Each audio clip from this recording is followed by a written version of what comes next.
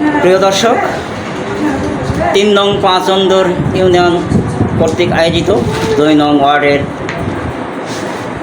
আমাদের মাতৃকালীন ভাতা উপলক্ষে প্রশিক্ষণ কেন্দ্র বসেছে এবং এখানে মাতৃভাতা প্রশিক্ষণ এখানে শুরু হয়েছে। আমার সেই ভাই এনার কাছে কিছু কথা এই বিষয়ে কিছু শুনতে চাচ্ছি। ভাইয়া একটু।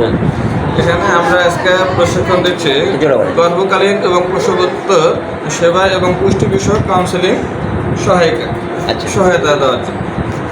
আমরা গর্ভবতী এবং প্রসূতি মায়েদের জন্য বিভিন্ন রকমের খাবার, যেমন পুষ্টিকর খাবার এবং বাচ্চা এবং বাচ্চার মায়ের সেবা যত্ন পরিচর্যামূলক কিছু আলোচনা করা হচ্ছে। আপনি এই বিষয়ে কিছু একটু বলেন।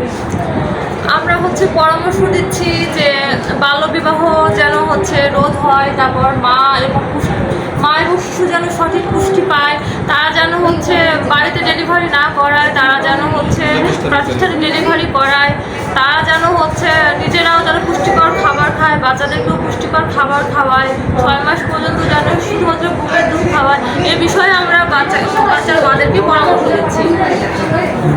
আচ্ছা, ধন্যবাদ। এই যে দেখতে পাচ্ছেন এখানে অনেক মা বোনেরা, অনেক মহিলা রয়েছেন, এই যে অনেক বাচ্চা নিয়ে আছেন।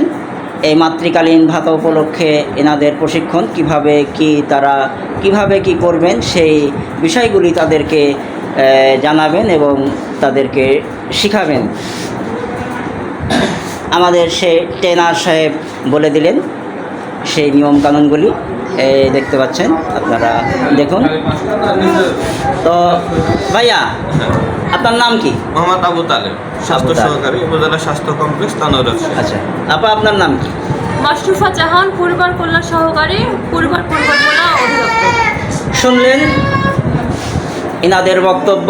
এনারা ট্রেনার, এনারা এদেরকে প্রশিক্ষণ দেওয়ার জন্য এসেছেন এবং তারা প্রশিক্ষণ নিয়ে এখন যাবেন। জিকে নিউজ, এম মুস্তাফিজ, তানোর, রাজশাহী।